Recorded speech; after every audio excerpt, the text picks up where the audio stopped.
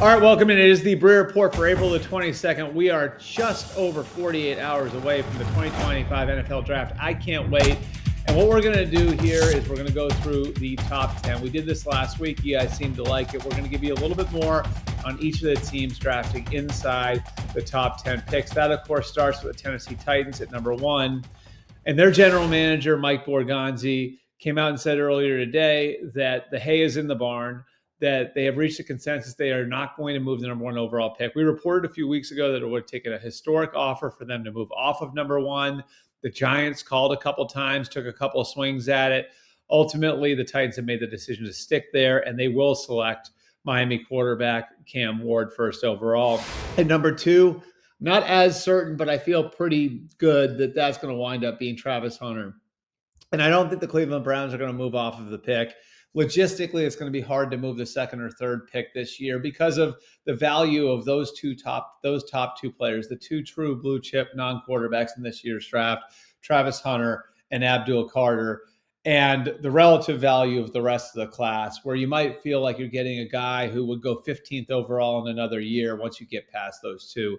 And to me, for the tiebreaker for Cleveland was the questions, and the questions that are facing Abdul Carter, the character questions, the medical questions, they just don't exist with Travis Hunter.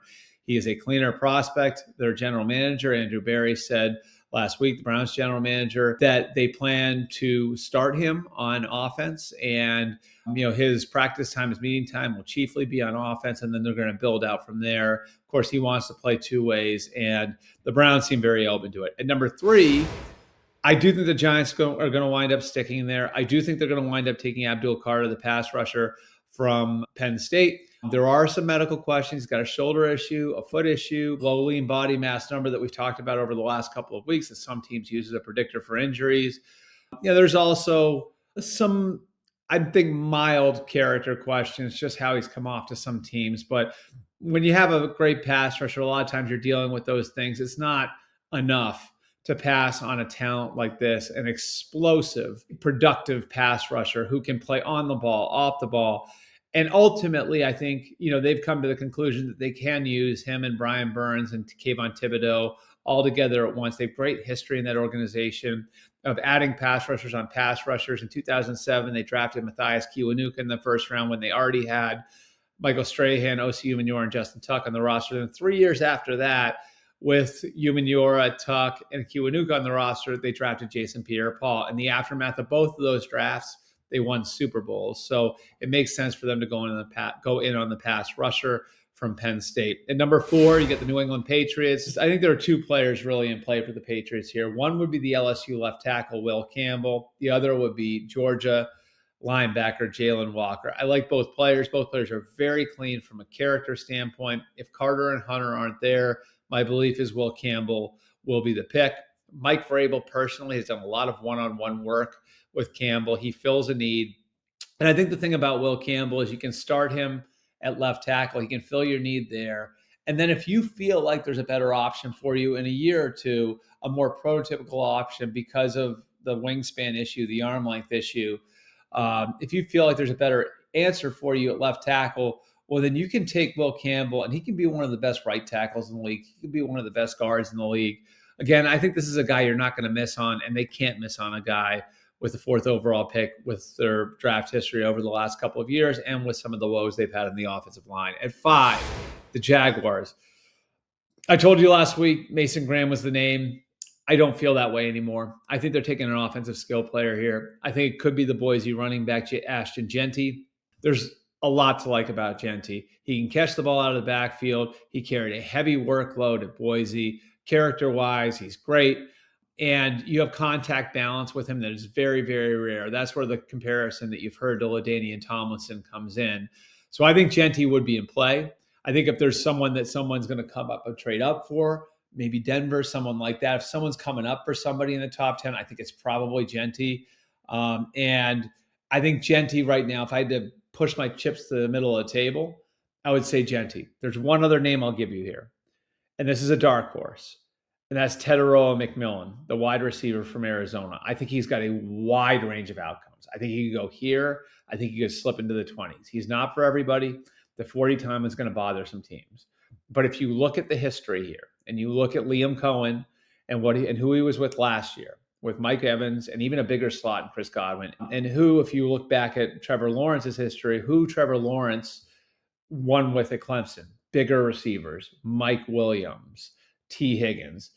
Tedero and McMillan would make some sense. And maybe it's as part of a trade down, but I think that's just one thing to keep an eye on there. At 6, Vegas, I think Genty would be a consideration for them. The more I've thought about it, the more I've turned over rocks on this. I think offensive or defensive line might wind up making the most sense for them, though. I think one name I think has been mocked a little lower than this that people need to keep an eye on will be Texas offensive tackle Kelvin Banks. I think Armand Membu might be in that conversation too, presuming that Will Campbell is gone. One thing that's important to remember here is they're building a new program. Pete Carroll's going to want competitive people. That's his program, is wanting competitive people. And I think Tom Brady could have an influence on that too, wanting guys who love football. And that to me is Kelvin Banks. He's not perfect. He had a couple rough outings against Georgia last year. But on balance, he's more of a prototypical left tackle than Will Campbell is. He's more pro-ready than Armand Membu is. He'd be an interesting pick there at 6. The Jets at 7. Tyler Warren's name's been rumored there for a long time. I think it's either Warren or Missouri right tackle Armand Membu. My guess would be that they want to address the right tackle spot at some point in the draft, and it's going to be difficult to do that later on. And so if you don't think there's an answer for you in the second round or the third round of the right tackle spot, and maybe you look at it, you say there could be a tight end there. There could be like a Mason Taylor or an Elijah Arroyo, somebody that you can win with at tight end in the second or third round. Well, then maybe it makes sense to go with a Membu. But I think Tyler Warren's a consideration as well. Warren, Membu, maybe a little Mason Graham if he slips down there to them as well. At number 8, the Carolina Panthers. I think this is a trade-up spot for someone. If Genty were to slip through, I think the Panthers would be open for business. I think they're going to be reasonable in their ask. If they stay there, Jalen Walker, I think, would be the name to watch. A guy who can be kind of a movable piece and a great culture guy for the guys there in Carolina, a piece that Ejiro Evero can use very, very creatively.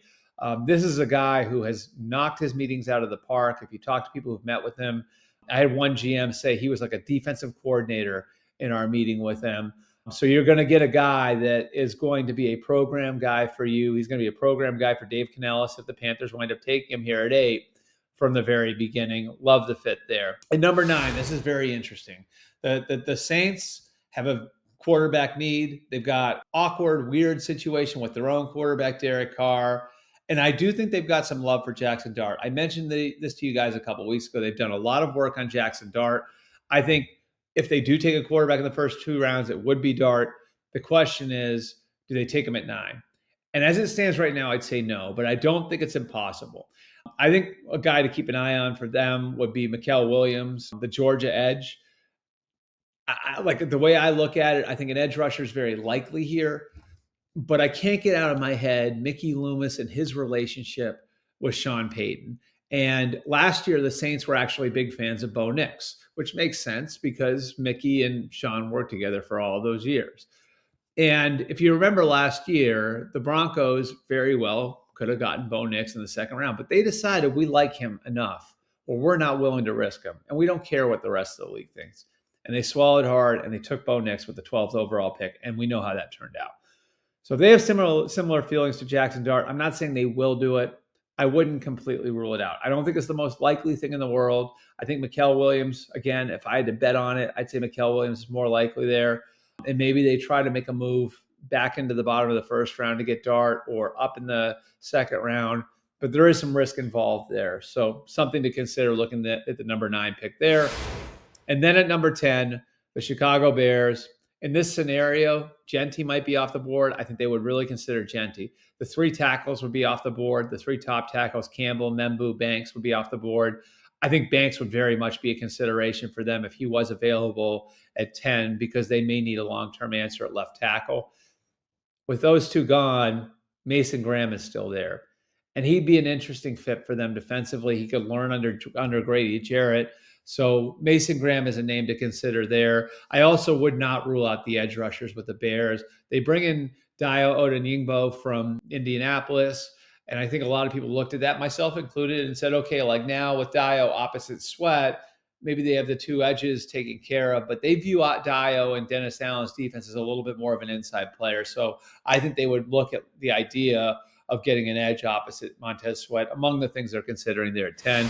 Keep it locked here all week. We're going to keep coming with the content. I may even do one more of these before the draft on Thursday. Appreciate you guys coming out. Make sure to check out all of our stuff on the mmqb.com. I got my annual needs column up, my annual quarterbacks column up. We got the what I'm hearing columns, the takeaways for Monday, and we'll have my one and only mock draft on Thursday. But if you're jonesing for a mock, Connor Orr's mock is up there right now. Again, we got a ton of content coming to you on the website here on the YouTube channel. Keep it locked here. We got you covered all week.